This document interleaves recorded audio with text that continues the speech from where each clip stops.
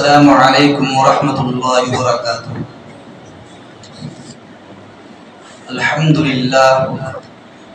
للہ رب العالمین والعاقبۃ للمتقین والصلاة والسلام علی سید الانبیاء والمرسلین وعلى آلہ وصحبہ اجمعین، اما بعد فإن أصدق الحديث كتاب الله وأحسن الهدي هدي محمد صلى الله عليه وسلم وخير الأمور عوازمها وشر الأمور محدثاتها وكل محدثة بدعة وكل بدعة ضلالة وكل ضلالة في النار. وبالسند المتصل منا إلى الشيخ الإمام أبي عبد الله محمد بن إسماعيل بن إبراهيم بن المغيرة بن بردزبة الجعفي اليماني البخاري رحمه الله تعالى رحمة واسعة. اللهم انفعنا ونفعنا بعلومه وعلومهم آمين يا رب العالمين. أنه قال: باب قول الله ونضع الموازين القسط ليوم القيامة وأن أعمال بني آدم وقولهم يوزن. قال الله تعالى في القرآن العظيم: أعوذ بالله من الشيطان الرجيم، بسم الله الرحمن الرحيم. والمؤمنون والمؤمنات بعضهم أولياء بعض يأمرون بالمعروف وينهون عن المنكر ويقيمون الصلاة ويؤتون الزكاة ويطيعون الله ورسوله أولئك سيرحمهم الله إن الله عزيز حكيم. صدق الله العظيم. عن أبي هريرة رضي الله تعالى عنه قال: قال رسول الله صلى الله عليه وسلم: اللهم ارحم خلفائي. قالوا: من خلفاؤك يا رسول الله؟ قال النبي صلى الله عليه وسلم: الذين يحفظون أحاديثي ويبلغونها إلى الناس، أو كما قال عليه الصلاة والسلام.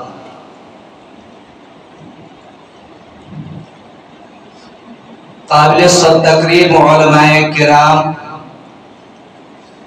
گرامی مرتبت حاضرین، پردہ نشی میری مائیں اور بہنیں، جامعہ فاطمۃ الزہرا للبنات کی معلمات اور طالبات اور پیاری بچیاں، اس وقت ہم اور آپ ختم بخاری شریف کی مجلس میں بیٹھے ہوئے ہیں۔ روئے زمین پر سب سے عظیم ترین محفل اور مجلس وہ ہوتی ہے جس میں اللہ اور اس کے رسول کے فرامین اور ارشادات پیش کیے جائیں، پڑھے جائیں۔ اس وقت روئے زمین پر تقریباً پوری دنیا کی آبادی 7.5 ارب کی آبادی ہے، جن میں سے 6 ارب تو غیر مسلم ہیں، یہود و نصارہ، جینی، پارسی، دیگر لوگ، اور 1.5 ارب مسلمانوں کی آبادی ہے۔ اللہ رب العزت نے مسلمانوں کو خیر امت ہونے کا لقب عطا فرمایا: کنتم خیر امت اخرجت للناس تأمرون بالمعروف وتنہون عن المنکر وتؤمنون باللہ. تم بہترین امت ہو، دنیا میں بھیجے گئے تاکہ بھلائی کا حکم کرو، برائیوں سے روکو اور اللہ پر ایمان اور یقین رکھو۔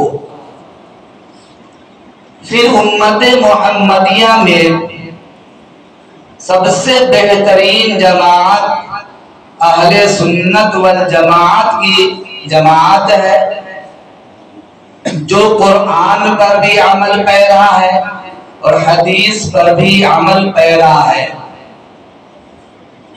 پھر اہل سنت والجماعت میں بھی سب سے بہترین طبقہ وہ طبقہ ہے جو قرآن کی تعلیم دے، تعلیم حاصل کرے، قرآن سیکھے اور دوسروں کو سکھائے، چاہے وہ مرد ہو چاہے وہ عورت ہو۔ اس کی تخصیص نہیں ہے کہ مرد بہتر ہے یا عورت بہتر ہے۔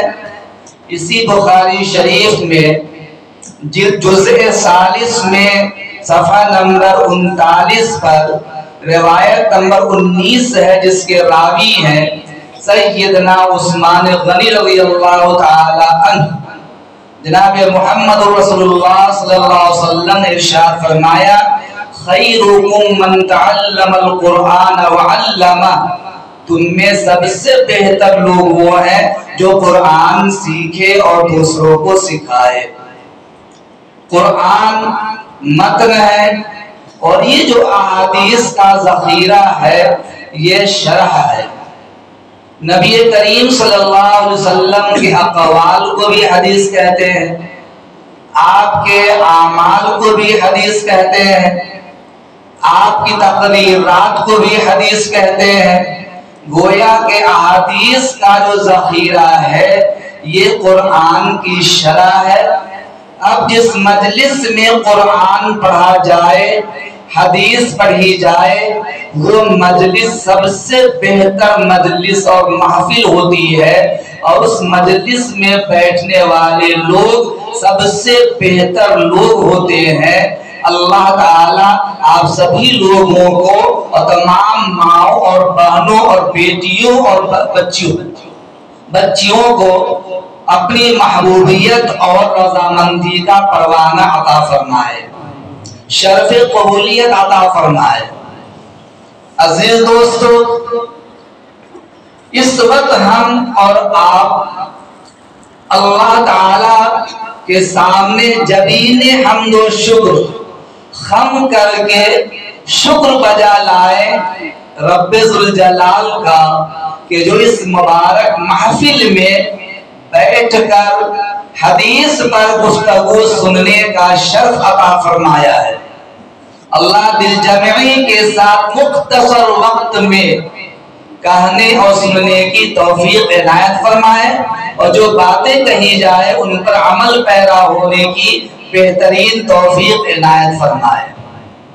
اس وقت ہمارے سامنے 3 قسم کے لوگ ہیں۔ علماء کرام ہیں، جن میں اکثر تو وہ ہیں جو ہمارے ہی پروردہ ہیں، جن کو ہم نے پڑھا کر کے آپ لوگوں کی خدمت میں حسین سوغات بنا کر کے پیش کیا ہے، اور بہت سے وہ ہیں ابھی جو زیر تعلیم میں پڑھ رہے ہیں، وہ آگے چل کر انہی کتابوں پڑھنے والے ہیں۔ دوسرا مجمع آپ جیسے نیک صالحین سعادت مند حاضرین کا مجمع ہے، مردوں کا مجمع۔ اور تیسرا مجمع وہ مسجد کی چھت پر خواتین کا مجمع ہے، اور انہی کے صدقے طفیل یہ محفل سجائی گئی ہے۔ تو گویا کہ آج جو کچھ بھی خیر و برکت ہو رہی ہے یہ ہماری ماؤں بہنوں اور جامعہ فاطمہ الزہرا للبنات میں پڑھنے والی طالبات کے صدقے طفیل یہ خیر و برکت حاصل کرنے کا ہمیں اور آپ کو شرف حاصل ہو رہا ہے۔ اللہ اس کو بہترین قبولیت عطا فرمائے۔ یہ جو بخاری شریف ہے جس کی تکمیل کی جا رہی ہے، بلکہ تکمیل تو ہو گئی، ہماری 3 بچیوں نے، جامعہ فاطمہ الزہرا کے 3 بچیوں نے آج ہمارے سامنے اور مجمع عام کے سامنے بخاری شریف کی آخری روایت کی قراءت کر کے انہوں نے اپنی عالمہ ہونے کی سند حاصل کر لی اور گویا کہ رسمی فراغت تعلیم حاصل کر لی انہوں نے، وہ عالمہ بن چکی ہے۔ حدیث کی تعلیم حاصل کرنے کے بعد اب ان کو اجازت دے دی گئی ہے ان کے معلمات کی طرف سے کہ تم اب دیگر جگہوں پر جا کر دین کی خدمت کر سکتی ہو۔ تو الحمدللہ یہ روایت بخاری شریف کی آخری روایت پڑھی گئی ہے، ہماری بچیوں نے آخری روایت پڑھ کر بخاری شریف کی تکمیل کر لی۔ اب یہاں رسماً گفتگو کی جا رہی ہے اور حدیث تشریح کی جا رہی ہے۔ یہ بخاری شریف اخلاص کا چھلکتا ہوا جام ہے۔ ہمارے شاگرد عزیز مفتی زکریا نے آپ کے سامنے پہلے تمہیدی گفتگو میں کہا کہ یہ کتاب ایسی کتاب ہے کہ جس کتاب کی تصنیف کرنے کے لیے امام بخاری رحمت اللہ علیہ بخارا سمرقند سے زیادہ مسجد نبوی میں ایام گزارے۔ ہر حدیث کو لکھنے سے پہلے وہ غسل کرتے اور پھر عطر لگاتے، پھر جا کر 2 رکعت نفل نماز پڑھتے اور پھر جا کر اللہ تعالیٰ سے قبولیت کی دعا مانگتے، پھر جا کر حدیث تحریر فرماتے۔ اب بتائیں کتنا اہتمام کیا حدیث کو جمع کرنے کے لیے امام بخاری رحمت اللہ علیہ نے، اور کس قدر تحقیق اور تدقیق کر کے امام بخاری رحمت اللہ علیہ نے روایات کو اخذ کیا اور کتاب میں جگہ دی۔ اس کتاب کے حسن ترتیب اور دقت نظر امام بخاری سے یہ معلوم ہوتا ہے۔ الحمدللہ امام بخاری رحمت اللہ علیہ کی یہ ترتیب تمام حدیث کی کتابوں میں سب سے بہترین ترتیب ہے۔ اس کو جامع کہا گیا، اس کو صحیح الکتب کہا گیا۔ گویا کہ قرآن کے بعد زمین کے اوپر آسمان کے نیچے سب سے صحیح ترین کتاب اگر کوئی ہے تو یہ بخاری شریف ہے۔ اس سے بڑھ کر اور کوئی صحیح کتاب نہیں۔ اس کتاب کو جامع کہا جاتا ہے، اس طرح صحیح کہا جاتا ہے، اسی طرح اس کو جامع کہا جاتا ہے۔ اور جامع حدیث کی ایسی کتاب کہتے ہیں جس میں 8 قسم کے ابواب اور 8 قسم کے احکام کی روایات جمع ہو۔ 8 ابواب پر مشتمل روایات ہوں، 8 مضامین پر مشتمل روایات ہوں۔ مثلا اس سلسلے میں کہا جاتا ہے کہ وہ 8 مضامین سیر، آداب، تفسیر، عقائد، فتن، احکام، اشراط اور مناقب، یہ 8 مضامین پر مشتمل احادیث جس کتاب کے اندر ہوگی اس کو جامع کہا جاتا ہے۔ یہ کتاب بخاری شریف جامع ہے۔ ترمذی شریف کو بھی جامع کہا گیا ہے، مسلم شریف کو بھی جامع کہا گیا بعض لوگوں کے اعتبار سے، لیکن بخاری شریف کو جامع کہنے میں کسی کا کوئی اختلاف نہیں۔ بالاتفاق ہر ایک نے بخاری شریف کو الجامع کہا، کیونکہ اس میں 8 مضامین کی روایتیں موجود ہیں۔ اب دیکھیے امام بخاری رحمت اللہ علیہ نے اپنی کتاب کا آغاز کتاب الایمان سے کیا ہے، کیونکہ نجات کا مدار ایمان پر ہے۔ انسانی زندگی کا بنیادی مقصد ایمان ہے، تو کتاب الایمان سے شروع کیا ہے اور ایمان پر ہی امام بخاری رحمت اللہ علیہ نے اپنی کتاب کو ختم بھی کیا ہے۔ کتاب الایمان شروع میں لائے، پھر جا کر بخاری شریف میں آخری کتاب جس کو جلی عنوان کہا جاتا ہے، آخری کتاب وہ کتاب التوحید والرد علی الجہمیہ وغیرہم کہا ہے۔ اور یاد رکھیے کتاب التوحید کے تحت امام بخاری رحمۃ اللہ علیہ نے تقریباً 58 ابواب لائے۔ ان 58 ابواب کے اندر سب سے آخری باب جو ہے وہ باب ہے باب قول اللہ تعالی ونضع الموازین القسط لیوم القیامہ۔ یہ آخری باب ہے۔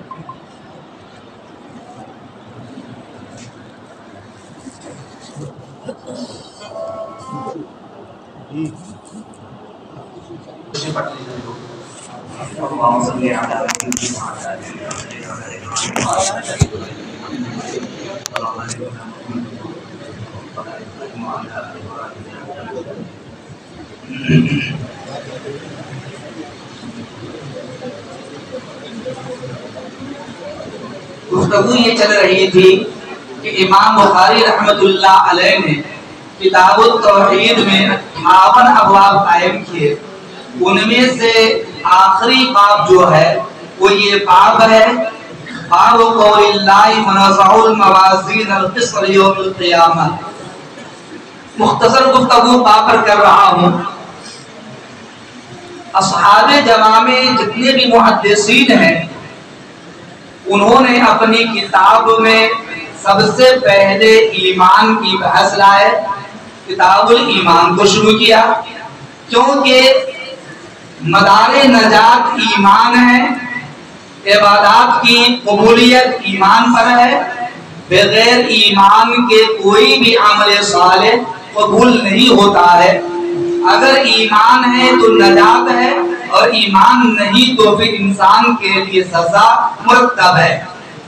اب تقاضا یہ تھا کہ ایمان کے بعد انسان محدثین کتاب الصلاۃ لاتے، اس لیے کہ قرآن کریم کے اندر بھی اور حدیث کے اندر بھی ایمان کے بعد نماز کا ہی تذکرہ ہے۔ الذین یؤمنون بالغیب ویقیمون الصلاۃ، ایمان لانے کے بعد ایمان کا تذکرہ ہوا۔ اسی طرح نبی کریم صلی اللہ علیہ وسلم نے فرمایا بنی الاسلام علی خمس شہادۃ ان لا الہ الا اللہ واشہد ان محمد رسول اللہ واقام الصلاۃ، ایمان کے بعد نماز قائم کرنے کا حکم دیا۔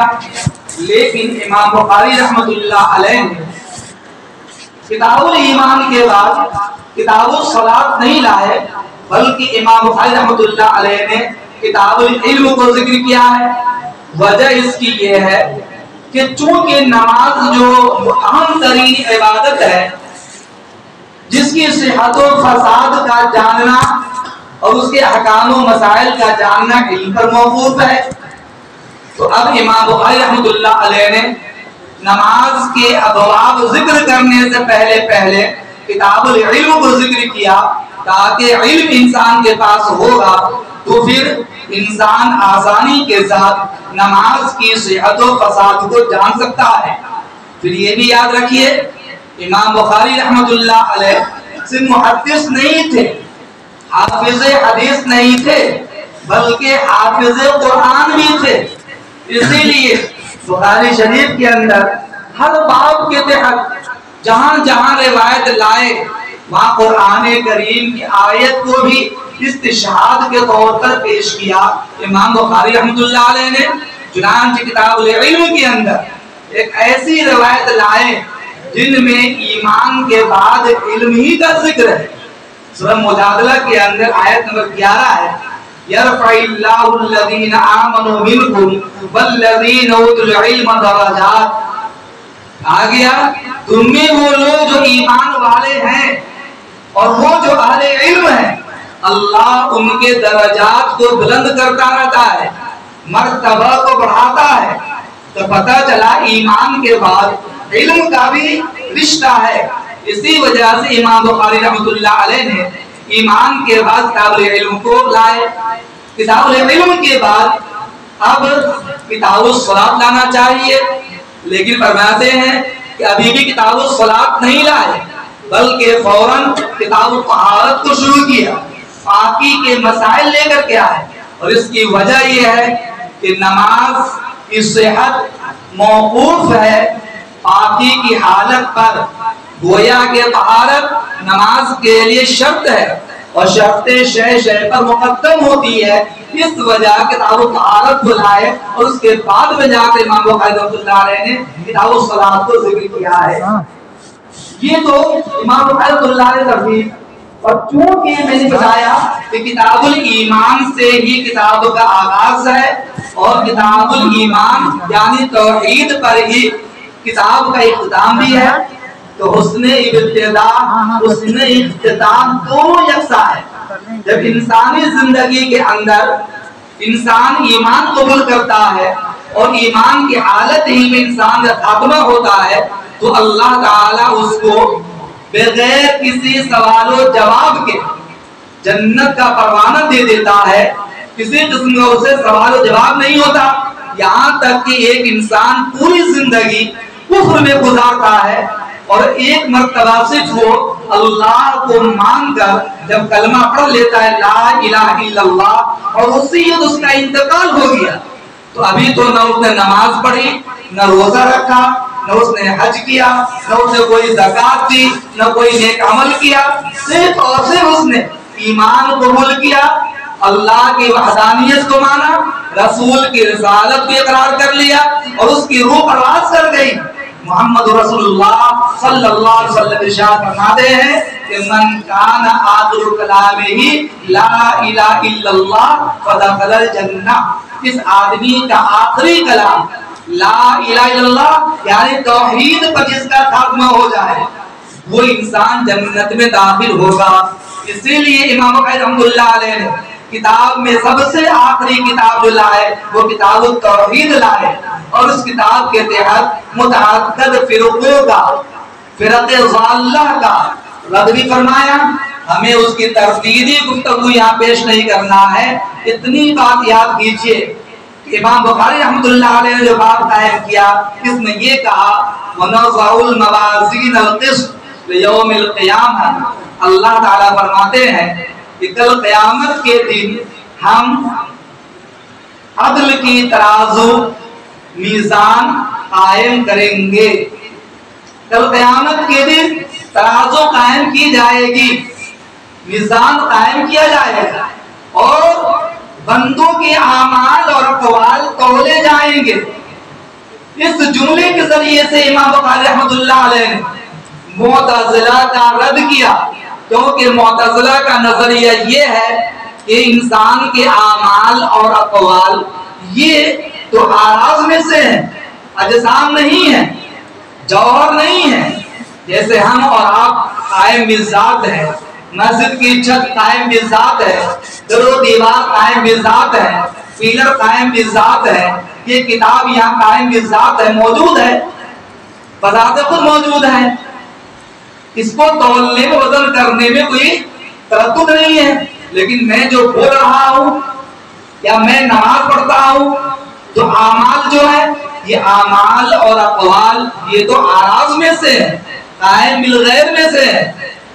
عقل کا تقاضا یہ ہے کہ جو چیز قائم بالغیر ہو، مجسم نہ ہو، ایسی چیز تولی نہیں جاتی ہے۔ یہی نظریہ معتزلہ کا ہے۔ امام بخاری رحمۃ اللہ علیہ فرماتے ہیں کہ معتزلہ کا نظریہ قابل رد ہے، اس لیے رد ہے کہ امام بخاری رحمۃ اللہ علیہ نے کتاب کے شروع میں مضبوط مقدمہ قائم کیا باب بدیل وحی کا، جس کے اندر یہ صاف صاف کر دیا گیا کہ نبی کریم صلی اللہ علیہ وسلم نے جو کچھ دنیا میں فرمایا یا جو کچھ عمل کر کے دکھلایا، یہ سب کے سب اللہ کی منشا کے موافق تھا، اللہ کے حکم کو موافق تھا۔ ما ينطق عن الهوى ان هو الا وحی یوحى، جو کچھ بھی نبی نے فرمایا یہ وحی کی بنیاد پہ فرمایا، اپنی مرضی سے کسی چیز کو دنیا میں رائج نہیں کیا۔ تو اب پتہ یہ چلا کہ وحی کی بنیاد پر انسان کے اعمال تولے جائیں گے۔ اب اعمال کیسے؟ یا نفس اعمال؟ اللہ تعالی ہر چیز پر قادر ہے۔ مختصر لفظ وجہ، اللہ تعالی ہر چیز پر قادر ہے، چاہے وہ نفس اعمال کو تولے یا اعمال کو شکل و صورت اور جسم کی شکل دے دے، اللہ تعالی ہر چیز پر قادر ہے۔ اور یہ بھی نفس اعمال بھی اگر لے لیے جائے، میں جو بول رہا ہوں میری بات میں کتنی اسپرٹ ہے، کتنی تاثیر ہے، کتنا وزن ہے، کتنی سختی ہے، کتنی نرمی ہے۔ آج کی ترقی یافتہ سائنسی اور ٹیکنالوجی دور کے اندر باتوں کا وزن کرنا کوئی مشکل نہیں ہے۔ اگر ہمیں فیور آ گیا، تھرمامیٹر کے ذریعے سے ناپ لیا جاتا ہے 101 ڈگری بخار ہے یا 102 ڈگری بخار، 103 ڈگری بخار ہے، آسانی سے ناپ لیا جاتا ہے۔ جبکہ فیور یہ آراز میں سے ہے، ہوا چل رہی ہے، سردی گرمی ہے، روشنی ہے، آسانی سے آدمی روشنی کو ناپ لیتا ہے، ہوا ناپ لیتا ہے، سردی گرمی کو ناپ لیتا ہے، جبکہ یہ آراز میں سے ہے، ناپنا آسان ہے۔ تو جو چیز نیکی کے قبیل سے ہو، اللہ تعالیٰ کے لیے ناپنا وزن کرنا کیا یہ مشکل ترین کام ہوگا؟ ہرگز نہیں۔ پھر اللہ تعالیٰ اس کے ذریعے سے اپنے بندے کو اظہار عدل کرنا چاہتے ہیں۔ اظہار عدل یعنی اللہ تعالیٰ کے یہاں ذرہ برابر بھی نا انصافی نہیں۔ من يعمل من الصالحات من ذكر او انثى وهو مؤمن فاولئك يدخلون الجنة ولا يظلمون نقيرا۔ ذرہ برابر بھی اللہ تعالیٰ بندوں پہ ظلم نہیں کرے گا، مرد ہو یا عورت ہو، کوئی بھی نیک عمل کرے ہر عمل کا بدلہ دیا جائے گا۔ اور ایک آسان مثال دیتا ہوں، ترمذی شریف میں ایک مفصل روایت ہے جس کو حدیث بطاقہ کہتے ہیں۔ وہ روایت صریح دلیل ہے بندوں کے اعمال کے وزن کیے جانے پر۔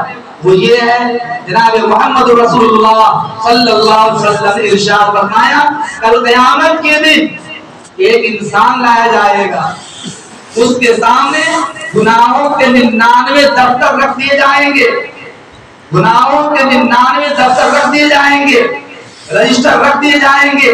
اللہ تعالیٰ فرمائے گا، اے میرے بندے، یہ تیرے دفتر گناہوں کے ہیں، 99 دفتر گناہوں کے ہیں، یہ بتاؤ ان دفاتر میں، رجسٹروں میں، کاپیوں میں جتنے گناہ لکھے ہوئے ہیں تم نے کیا یا نہیں؟ وہ بندے قرار کرے گا، کہاں پروردگار عالم، ہم نے سارے گناہوں کو انجام دیا ہے۔ اللہ یہ فرمائے گا، یہ بتاؤ کیا تیرے رب نے تجھ پر ظلم کیا ہے؟ وہ کہے گا، پروردگار مجھ پر کوئی ظلم نہیں کیا گیا۔ پھر اللہ تعالیٰ فرمائیں گے کہ ایک پرچہ تیرا میرے پاس میں ہے، ایک پرچہ تیرا میرے پاس میں ہے، وہ پرچہ لو۔ اور ترازو کے ایک پلڑے میں 99 دفتر رکھ دیے جائیں گے، دوسرے پلڑے میں وہ ایک پرچہ رکھ دیا جائے گا، ایک چھوٹا پرچہ رکھ دیا جائے گا جس میں لکھا ہوگا لا الہ الا اللہ۔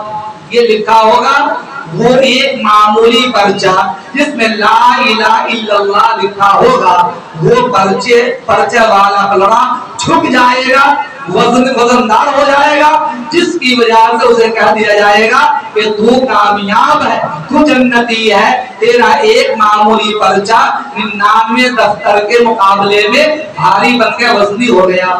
اس سے ثابت یہ ہوا کل قیامت کے میدان میں بندوں کے اعمال وزن کیے جائیں گے، تولے جائیں گے۔ قرآن کریم کی سورہ کہف کے اندر خود اللہ تعالیٰ نے آیت 49 کے اندر ذکر کیا ہے، وہ ضیال کتاب، قیامت کے دن نام اعمال کو پھیلا دیا جائے گا۔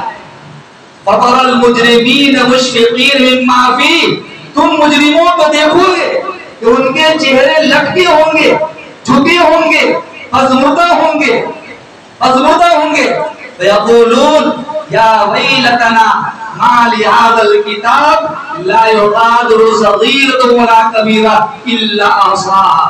وہ کہیں گے، ہائے افسوس، کیا ہو گیا ہے، یہ نام اعمال نے نہ تو چھوٹے گناہ کو چھوڑا نہ بڑے گناہ کو چھوڑا، ہر ایک کو محفوظ کر لیا ہے، سب کو لکھ رکھا ہے۔ وَوَجَدُوا مَا عَمِلُوا حَاضِرًا، اور جو گناہ جس نے کیا ہوگا سارے گناہ وہ محسوس کریں گے، پائیں گے۔ اور تیرا پروردگار کسی پر ظلم کرنے والا نہیں ہے۔ پتہ چلا اظہار عدل کے لیے اللہ تعالیٰ قیامت کے دن میزان عدل قائم کرے گا۔ اب مختصر گفتگو ہوئی ہے کہ میزان کس کے لیے، ترازو کس لیے قائم کی جائے گی؟ تو یاد کیجئے تین قسم کے لوگ ہیں۔ ایک تو وہ ہے جو سراپا نیکوکار ہے، جن کی زندگی میں کوئی گناہ ہوا ہی نہیں۔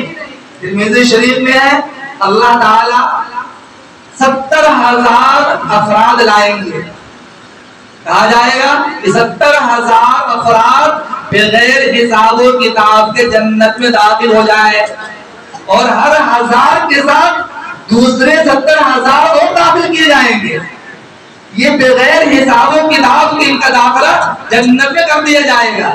اللہ تعالیٰ ہمیں بھی ہماری ماں بہنوں کو بھی ان خوش نصیبوں میں حصہ عطا فرمائے۔ دوستو یہ وہ لوگ ہیں جن کے لیے ترازو قائم نہیں کی جائے گی، میزان عدل قائم نہیں کیا جائے گا، بغیر حساب و کتاب جنت داخل کر دیے جائیں گے، اس لیے کہ زندگی میں سراپا نیکی کے علاوہ کچھ ہے ہی نہیں۔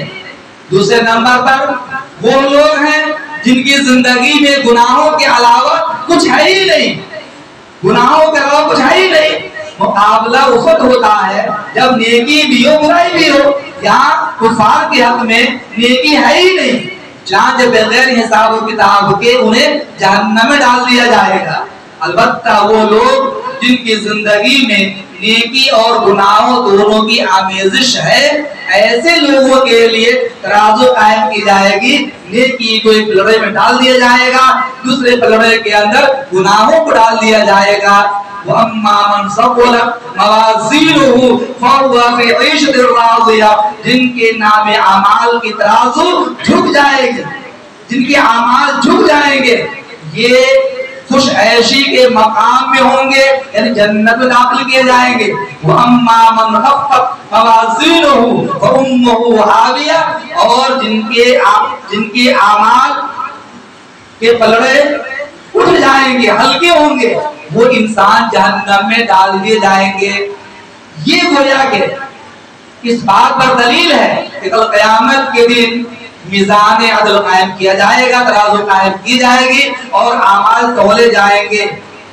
دوسری بات آگے یہ ہے کہ ہماری بچیوں نے جو روایت پڑھی ہے، میں آخر میں آتے ہوئے کہنا چاہتا ہوں کہ امام بخاری رحمۃ اللہ علیہ نے اپنی کتاب میں جو پہلی حدیث لائے، اس پہلی حدیث کے راوی امام حمیدی ہے، اور آخر کی جو روایت لائے اس میں امام بخاری رحمۃ اللہ علیہ نے جو کتاب میں پہلی روایت لائے اس کے راوی جو ہے وہ امام حمیدی ہے، اور جو بخاری شریف میں آخری روایت لائے اس کے راوی جو ہے احمد ہے۔ اب حمیدی اور احمد دونوں کا ماخذ اشتقاق جو ہے وہ حمد ہے، خدا کی تعریف۔ گویا کہ امام بخاری رحمۃ اللہ علیہ کتاب کی ابتدا میں بھی خدا کی تعریف کرنا چاہتے ہیں اور کتاب کی انتہا میں بھی خدا کی تعریف کرنا چاہتے ہیں، کیونکہ جب انسان اللہ کی کبریائی بیان کرتا ہے تو اللہ تعالیٰ اسے اپنے نیکوکار بندوں میں شامل کر لیتا ہے اور اسے مقبولیت کا اور اپنی رضامندی کا پروان عطا فرماتا ہے۔ ماشاءاللہ آپ لوگ یہاں بیٹھے ہوئے ہیں، تھوڑی سی گفتگو ماں بہنوں کے بارے میں۔ میری ماں بہنیں اچھی طرح سمجھ لیں، آپ بخاری شریف کی مجلس میں بیٹھی ہوئی ہیں، اللہ نے آپ سب کو بڑا مقام عطا فرمایا ہے۔ امام بخاری رحمۃ اللہ علیہ پیدائش کے کچھ دنوں کے بعد نابینا ہو جاتے ہیں، بینائی چلی جاتی ہے۔ امام بخاری رحمۃ اللہ علیہ کی والدہ محترمہ اپنے بچے کی بینائی کے لیے 2 رکعت نماز پڑھتی ہے، دیریوں زاری کرتی ہے، روتی ہے، آنسو بہاتی ہے، آنسو بہا کر پھر اللہ تعالیٰ سے اپنے بیٹے کی بینائی کے لیے دعا مانگتی ہے۔ اور دعا مانگ کر لیٹ جاتی ہے. کیسی ماں تھی, کتنا تعلق تھا اللہ سے, اللہ تعالیٰ کے دربار میں دعا کس طرح قبول ہوتی تھی. امام بخاری رحمۃ اللہ علیہ کی والدہ بھی لیٹی ہیں, حضرت ابراہیم علیہ نبی علیہ السلام خواب میں آتے ہیں, خوشخبری سناتے ہیں کہ اے بخاری کی والدہ, اے بخاری کی والدہ, اللہ تعالیٰ نے تجھے مبارکبادی پیش کی ہے, خوشخبری تجھے ہو, اللہ تعالیٰ نے تیرے بیٹے کی بینائی لوٹا دی ہے, تیری دعا قبول کر لی گئی. جیسے وہ ہڑبڑا اٹھتی ہے, اپنے بیٹے کے پاس جاتی ہے, بیٹے اٹھاتی ہے, بیٹا دونوں آنکھیں کھول کر ماں کو دیکھ رہا ہے اور ماں اپنے بیٹے کو دیکھ رہی ہے. کیسی ماں تھی, ماں جیسی ہوتی ہے اس طریقہ سے اولاد تیار ہوتی ہے.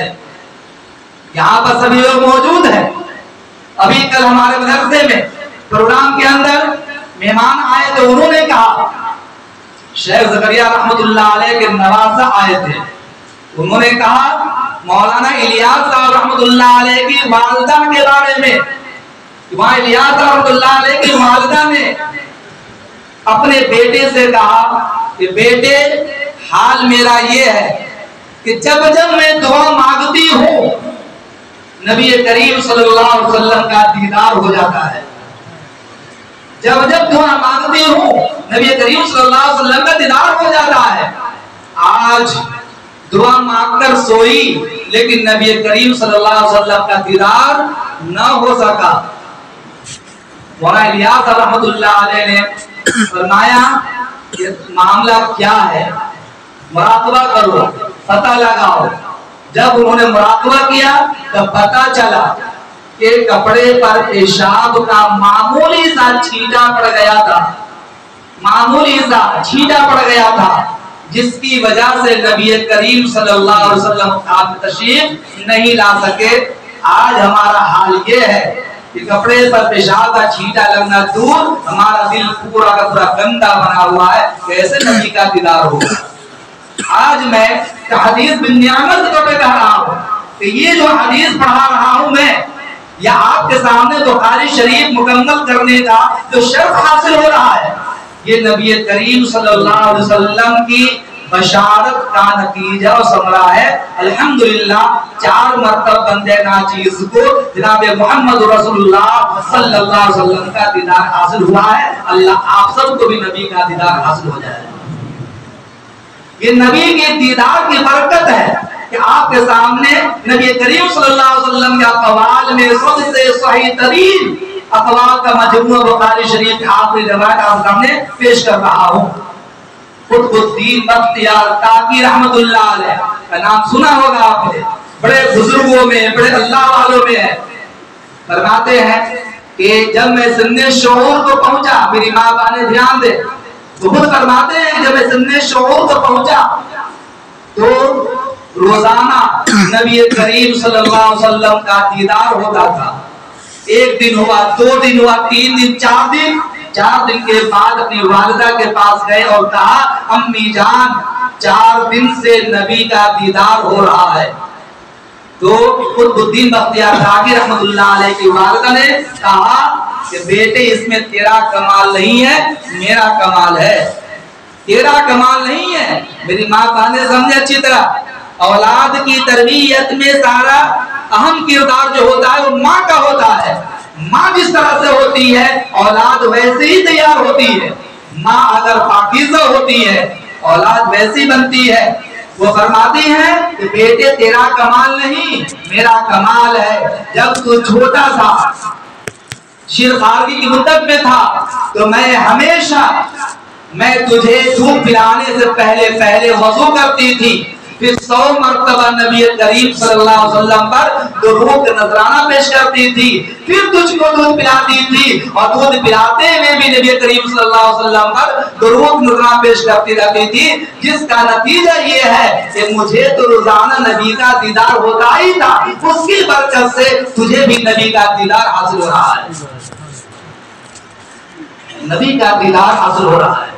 میری ماں بہنیں, یہ ماں اور اولاد اچھی تربیت کرتی ہیں. آج تربیت نتیجہ ہے. کہ اس مدرسے کے اندر جامعہ بنو زہرا کے اندر 30 سال بعد الحمدللہ اگر ایک لڑکا پڑھتا ہے گھر کا ایک فرد تیار ہوتا ہے، لیکن اگر ایک لڑکی عالمہ بن جاتی ہے تو یاد کر لیجئے پورا خاندان دیندار بن جاتا ہے۔ اسی لیے کہا جاتا ہے حسن بصری رحمت اللہ علیہ رابعہ بصریہ رحمہ اللہ سے کہا کرتے تھے، رابعہ تو میرا مقابلہ کیا کرے گی؟ ارے مرد نبی ہوتا ہے، مرد نبی ہوتا ہے، مرد ولی بن جاتا ہے، مرد قاضی ہوتا ہے، مرد امام ہوتا ہے، ڈھیر سارے فضائل سنا دیے۔ رابعہ بصریہ بھی جوش میں آئی، کہنے لگی حسن بصری میں مانتی ہوں میں عورت ہوں، عورت نبی نہیں بنتی ہے لیکن نبی کو جنتی عورت ہی ہے۔ نبی کو کس نے جنا؟ عورت نے، ماں نے جنا۔ ولی کو کس نے جنا؟ ماں نے جنا۔ قطب ابدال سب کو ماں نے جنا۔ تو ماں نبی نہیں بنتی ہے، عورت نبی نہیں بنتی لیکن نبی جنتی ضرور ہے، یہ ماں کا مقام ہے۔ اسی لیے ہمارے آقا محمد عربی صلی اللہ علیہ وسلم نے شاہ فرمایا جس گھر میں سب سے پہلے بیٹی پیدا ہوتی ہے، جوان ساتھیوں سن لو، آج کا المیہ یہ ہے کہ اگر ایک بیٹی ہوگی، پہلی بیٹی ہو گئی اور وہ کیا یہ بیٹی پیدا ہو گئی، میں پوچھتا ہوں میرے پاس کیسے زیادہ ہمارے بچے جانتے سب کیسے زیادہ ہمارے پاس میں لوگ کیا کہتے ہیں۔ مجھے کبھی کبھی غصہ بھی آتا لوگوں پر، لوگ کہتے ہیں دعا کر دو کہ بچہ پیدا ہو، ہم نے کہا کہ بیٹی ہو جائے تو اب نہیں بیٹی نہیں بیٹے کی دعا کرو۔ میں ڈالتا ہوں، میں کہا کرتا ہوں کہ نبی نے فرمایا جس گھر میں سب سے پہلے بیٹی پیدا ہوتی ہے اس گھر پر رحمت کے فرشتے سلام بھیجتے ہیں۔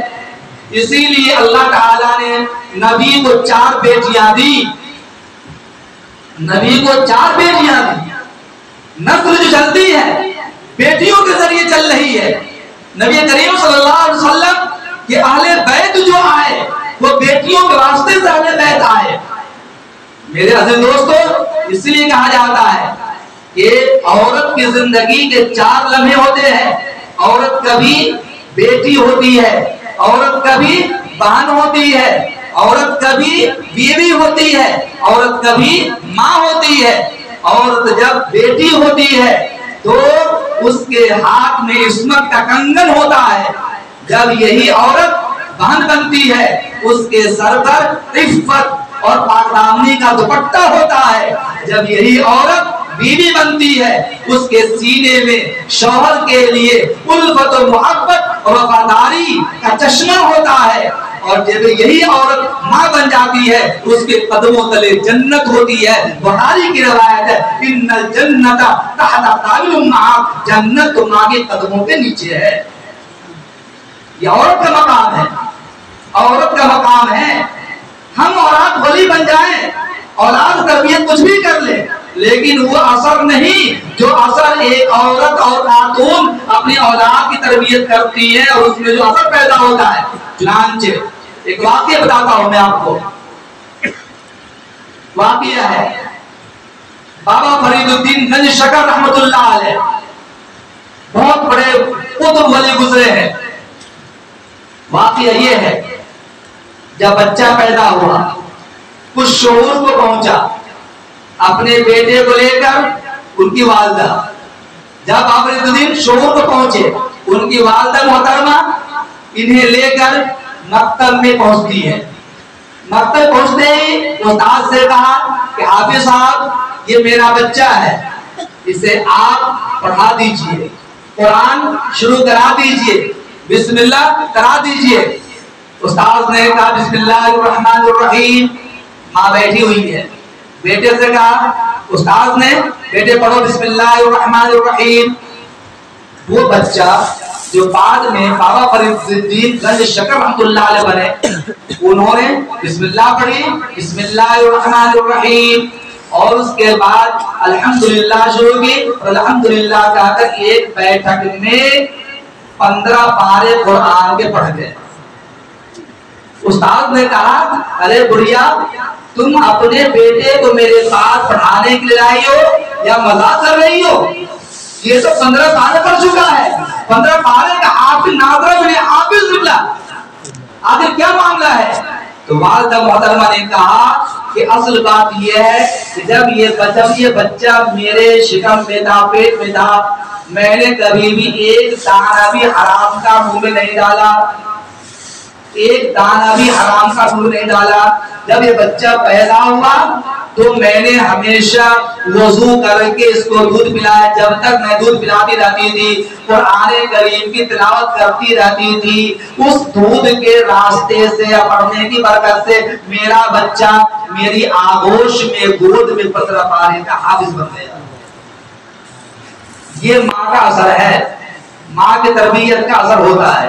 ماں اور یہ عورتیں خاتون، اللہ نے وہ تاثیر دی کی زبان میں کہ اگر یہ ٹھان لے کہ ہمیں اللہ سے منوا کر اٹھنا ہے تو ہر حال میں اللہ پر ان کی دعا قبول کرتا ہے۔ سورہ مجادلہ کے نزول کا بات یہی ہے۔ خولہ بنت اسعد رضی اللہ تعالی عنہ خود فرماتی ہے کہ میرے شوہر نے مجھ سے زہار کر لیا۔ زہار کہتے ہیں کہ شوہر اپنی بیوی سے محرمات معبدہ یعنی ماں بہن پھوپھی کے ساتھ تشبیہ دے کر کہہ دے کہ انتی علیہ کا ظاہر امی، کیوں رے تو میرے لیے میری ماں کی پیٹھ کی طرح ہے، یعنی تو مجھ پر میری ماں کی طرح حرام ہے۔ زمانے جاہلیت کے اندر یہ زہار کی وجہ طلاق پڑ جاتی تھی، اب تک زہار کا حکم نازل نہیں ہوا تھا۔ شوہر نے زہار کر دیا، خولہ بنت اسعد رضی اللہ تعالی عنہ حضور کے پاس آئی اور کہا یا رسول اللہ یہ معاملہ ہے، میرے شوہر نے زہار کر لیا، میرے پاس بچے ہیں، میرے پاس بچے کوئی گزارے کا زمان نہیں ہے، میں کہاں جاؤں کدھر جاؤں، بچے کی پرورش کون کرے گا؟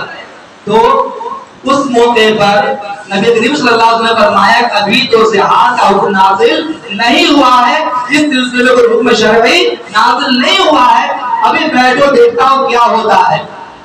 فوراً وہ عائشہ رضی اللہ تعالیٰ عنہ کے پاس جاتی ہے، کہتی ہے اما عائشہ نبی نے میری بات سن تو لی، فیصلہ نہیں کیا، فیصلہ میرا رب کرے گا، جا نماز دو مجھے۔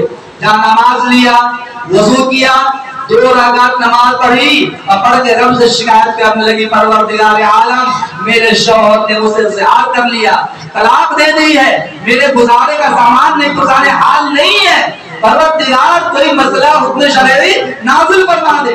ابھی دعا مانگ رہی ہے، نبی کریم صلی اللہ علیہ وسلم سامنے بیٹھے ہوئے ہیں، وحی کے نزول کے آثار نمایاں ہو گئے، چہرے پہ پسینہ آنے لگا، حضور پریشان ہونے لگے۔ عائشہ رضی اللہ تعالیٰ عنہ دیکھ رہی ہے، فوراً کہا اے خولہ دعا مانگنا بند کر دو، ہو سکتا ہے ممکن ہے کہ اس وحی کے اندر تیرے حق میں فیصلہ ہو جائے۔ نبی کریم صلی اللہ علیہ وسلم فرمایا اے خولہ مبارک ہو، تیرے حق میں فیصلہ آ چکا ہے۔ تو خاتون ایسی تھی، لیکن یہ تربیت کہاں دی جاتی ہے؟ جامعہ باد الزہر البنات کی تربیت دی جاتی ہے کہ ہمارا رب اللہ ہے، یقین رکھیے ہمارا رب اللہ ہے، ہمارا رسول محمد عربی صلی اللہ علیہ وسلم ہے، اور دستور دین اسلام ہے، قرآن اللہ کی کتاب ہے، شریعت کامل مکمل ہے، ذرہ برابر سے کبھی زیادتی نہیں ہو سکتی ہے۔ محمد عربی صلی اللہ علیہ وسلم نے جو ہمیں دین کا پیمانہ دے دیا وہ اس پہ عمل پیرا ہونا ہمارے لیے ضروری ہے۔ میرے عزیز دوستو، بچہ یا بچی جو اولاد جو بگڑتی ہے وہ گھر کی وجہ سے، والدین آئیڈیل ہیں، آج ہمارا گھرانہ دیندار ہے، ہم نمازی ہیں، حاجی ہیں، سب کچھ ہے، اس کے باوجود ہمارا بچہ ابتلاء کا شکار ہو رہا ہے، ہماری بچیاں گھر سے بے گھر ہو رہی ہے، دین اسلام کو چھوڑ رہی ہے۔ سب کی ذمہ داری والدین کی ہے، قصوروار والدین ہیں۔ اور میں بتاؤں، میں ایک واقعہ کئی جگہ سنایا، ابھی آپ کو سنا کر میں آخری روایت پوری کر دے رہا ہوں، کیسے بگاڑ پیدا ہوتا ہے۔ اس طریقہ سے ہمیں احساس نہیں ہوتا کہ ہماری غلطی کی وجہ سے ہمارا بچہ بگڑتا جا رہا ہے، کہ ہماری بچی کا مزاج بگڑتا ہے ہماری غلطی کی وجہ سے۔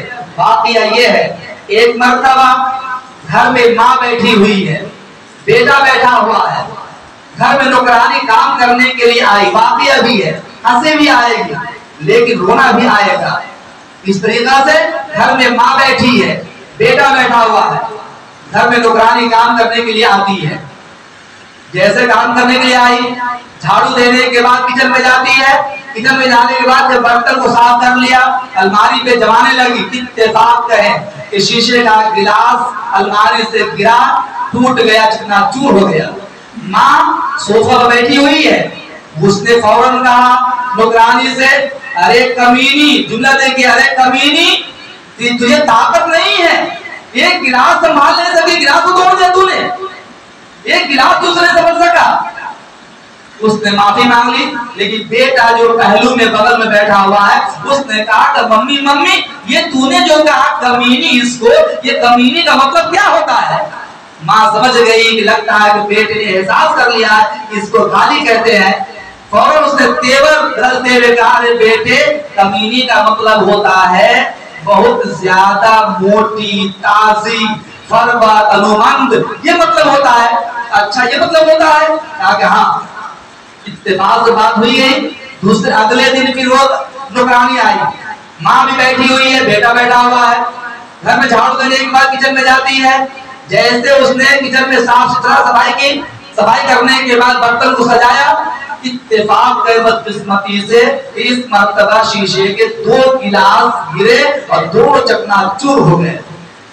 عورت کے دماغ کا پارا چڑھا، اس نے کہا ارے حرام زادی، جملہ دیکھی، کہا ارے حرام زادی، کل تو نے گلاس توڑ دیا اور آج تو نے 2 توڑ دیے، ذرا بھی تجھے اس کا احساس نہیں۔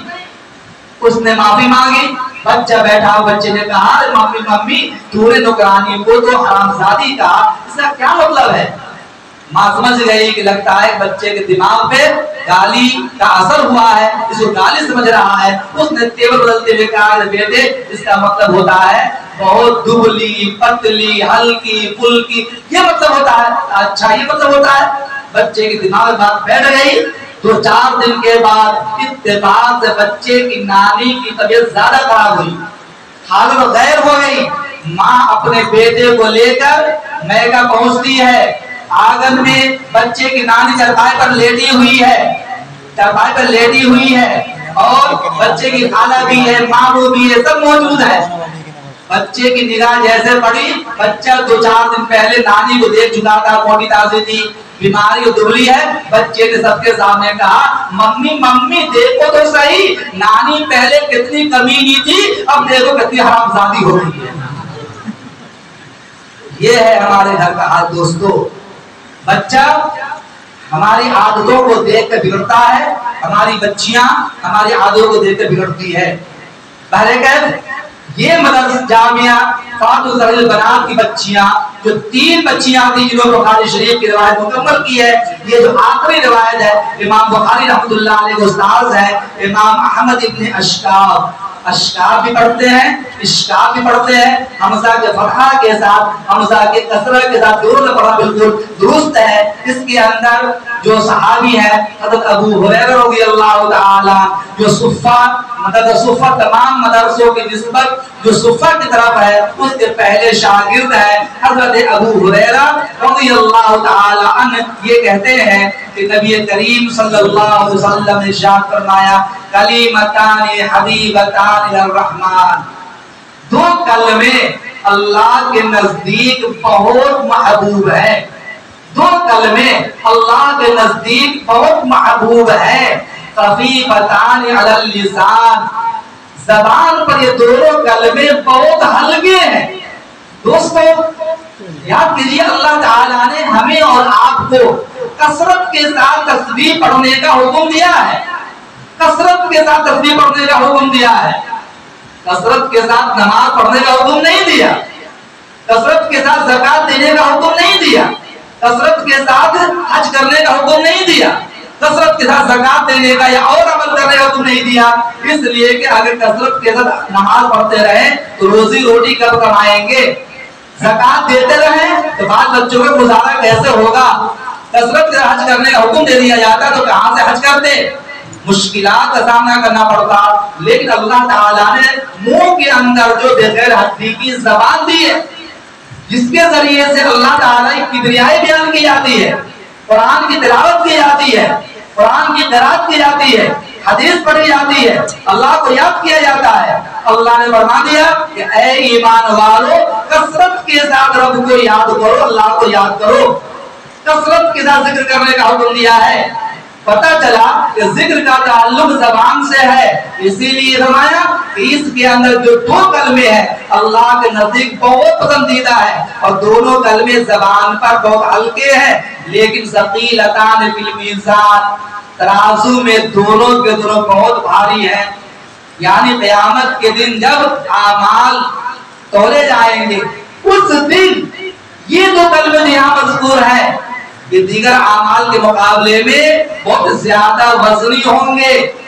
کیا دونوں ہیں؟ سبحان اللہ و بحمدہ سبحان اللہ العظیم، یہ ہے سبحان اللہ و بحمدہ سبحان اللہ العظیم۔ یہ دونوں ہلکے پھلکے جملے ہیں جن کو پڑھنے میں کوئی دشواری نہیں ہے۔ حدیث میں آتا ہے کہ جو آدمی ان دو کلموں کو پڑھے گا سمندر کے جھاگ کے برابر بھی اگر گناہ ہوں گے اللہ تعالیٰ ان دو کلموں کی برکت سے ان گناہوں کو دور کر دے گا۔ دوستو یہ بخاری شریف کی آخری روایت تھی، اور چونکہ یہ مجلس ختم بخاری شریف ہے، اور یاد کیجئے آپ دعا کی قبولیت کی چند مقامات ہے۔ جیسے جب آدمی حج کرنے کے لیے جاتا ہے تو جیسے ہی حجر اسود کو بوسہ دیتا ہے یا استلام کرتا ہے، جو دعا مانگتا ہے دعا قبول کر لی جاتی ہے۔ جب آدمی ملتزم پہ دعا مانگتا ہے دعا قبول کر لی جاتی ہے۔ باب کعبہ پہ دعا مانگتا ہے دعا قبول کر لی جاتی ہے۔ مقام ابراہیم پہ دعا مانگتا ہے دعا قبول کر لی جاتی ہے۔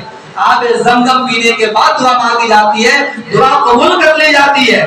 اسی طریقے سے باب الصفا پہ باب المروہ پہ جہاں بھی دعا مانگی جائے ہر حال میں دعا قبول کر لی جاتی ہے، یہاں تک کہ ہم اور آپ اگر محبت بھری نگاہ سے ماں باپ کے چہرے کو دیدار کریں اور دیکھ کر کے محبت کے ساتھ اس کا دعا کریں اللہ تعالیٰ سے، تو ماں باپ کے چہرے کے دیکھنے کے بعد جو دعا مانگی جاتی ہے وہ دعا بھی ہر حال میں قبول ہو جاتی ہے۔ اور اس طریقہ سے جس مجلس کے اندر قرآن کریم مکمل کیا جاتا ہے اس مجلس کی دعا قبول ہوتی ہے۔ اور کتابوں میں بزرگوں نے لکھا ہے کہ جس مجلس کے اندر بخاری شریف کی تکمیل کی جاتی ہے، بخاری مکمل کیا جاتا ہے، اس مجلس میں جیسی دعا مانگی جاتی ہے ہر حال میں وہ دعا ضرور قبول ہوتی ہے۔ چنانچہ یہ آخری روایت ہے کلمتان حبیبتان الی الرحمن خفیفتان علی اللسان ثقیلتان فی المیزان سبحان اللہ بحمدہ سبحان اللہ العظیم۔ اللہ تعالی جامع الزہرا للبنات کے تمام منتظمین، تمام اراکین، تمام معلمات، تمام طالبات اور اس سے محبین تعلق رکھنے والے جتنے بھی ہیں سب کو اللہ تعالیٰ سب سے قبولیت عطا فرمائے، اور ایک کو اللہ تعالیٰ اپنی محبوبیت کا پروانہ عطا فرمائے۔ ہمیں احساس ہوا، میں ایک منٹ بات کرنا چاہ رہا ہوں، ہمیں احساس ہوا آپ لوگوں نے بڑی محبت کے ساتھ گارڈن میں اسٹیج بنایا اور پنڈال لگا، سب کچھ کیا اور کافی خرچہ اس کا ہے۔ میں خود گیا دیکھنے کے لیے، دیکھ کر آیا، طبیعت میں حسرت سی آ گئی کہ کاش اگر بارش نہ ہوتی تو آج شاندار پروگرام ہماری بچیاں مجمع عام کے سامنے پیش کرتی۔ مہینوں سے ان کی تیاری چل رہی تھی، مہینوں سے مولانا اعظم کے ساتھ میری گفتگو ہوتی رہی، اور میں نے بار بار کہا کہ مولانا جو بچیوں نے جو پروگرام تیار کیا ہر ایک کا پروگرام ہونا چاہیے، کسی کا پروگرام چھوٹنا نہیں چاہیے، کیونکہ بہت ہی ارمان کے ساتھ، آرزوؤں کے ساتھ، جذبات کے ساتھ انہوں نے تیاری کی ہے۔ ان کے والدین آئے ہوں گے، خالائیں آئی ہوں گی، بانیں آئی ہوں گی، رشتہ دار آئے ہوں گے، علاقے کے ذمہ دار موجود ہیں، سب پروگرام سننا چاہتے ہیں، لیکن کہتے ہیں تقدیر تدبیر پر غالب آ جاتی ہے۔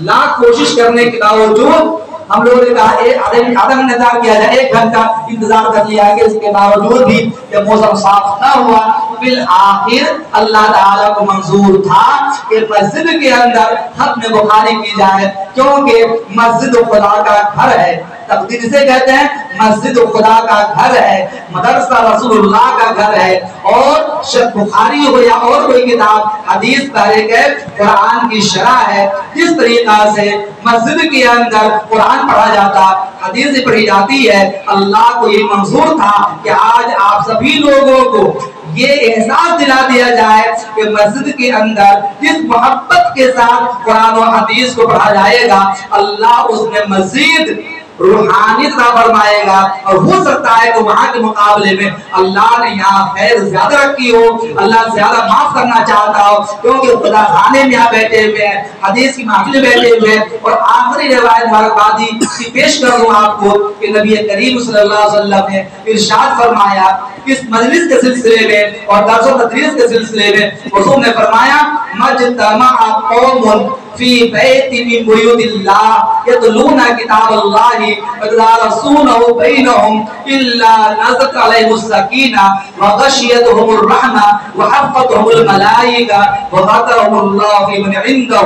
ہمارے اور آپ کے آقا محمد عربی صلی اللہ علیہ وسلم نے ارشاد فرمایا کہ جب چند لوگ کہیں کے بھی ہو، مرد ہو عورت ہو، کوئی قید نہیں ہے، جب چند لوگ اللہ کے گھروں میں سے کسی گھر میں جمع ہو جائیں اور وہ قرآن کریم کی تلاوت کرے، اس کو پڑھے اور پڑھائیں، درس و تدریس کا کام کرے، تو پھر ان لوگوں پر سکینہ آسمان سے نازل ہوتا ہے، رحمتیں چہار جانب سے ڈھانپ لیتی ہے اور فرشتے احاطہ کر لیتے ہیں، اور اللہ تعالیٰ اپنے مقرب فرشتوں کے سامنے ان لوگوں کا ذکر کرتا ہے جو یہاں بیٹھے ہوتے ہیں۔ ممکن ہے اللہ تعالیٰ ہم لوگوں کو اپنی محبوبیت کا رضامندی کا پروانہ دینا چاہتا ہو، اسی لیے گارڈن میں پروگرام نہ کرا کر کے مسجد میں بلایا اور کہا کہ میرے بھائیوں ہو سکتا ہے وہاں کسی قسم کا فتنہ پیدا ہو جاتا، حالات کچھ بگڑ جاتے یا زیادہ دیر وہاں نہیں بیٹھ سکتے تھے، اللہ کو منظور دیر تک اللہ اپنے گھر بٹھانا چاہتا تھا،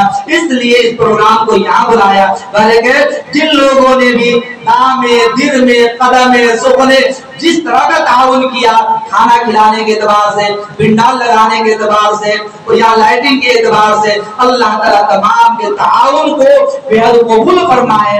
اور یہ افسوس نہیں کرنا آپ کو کہ آج پروگرام وہاں ہوتا چمک دمک کچھ اور ہوتی، یہ نہیں سوچنا ہے، ہمیں ایمان لانا ہے والقدر خیرہ وشرہ کے اوپر، اچھائی بھی اللہ کی طرف سے ہے، برائی بھی اللہ کی طرف سے ہے، اور چمک دمک بھی اللہ کی طرف سے ہے، دھیما پن بھی اللہ کی طرف سے ہے، اس پر یقین کرنا ہے۔ یہ پروگرام مسجد میں ہوا، اچھا ہوا، ہماری ماں بہنیں بیٹھی ہوئی ہیں، اس نام کے ساتھ میں اللہ سبھی کے آنے کو قبول فرمائے۔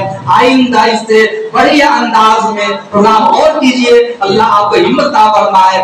علم کو زشت کا عنوان بنائے رکھنا، تم کتابوں سے یہ مقاری ہے، تم کتابوں سے سدا گھر کو سجائے رکھنا، یہ جہالت کے اندھیرے یوں ہی پگھل جائیں گے، شمع علم و عمل یوں ہی جلائے رکھنا۔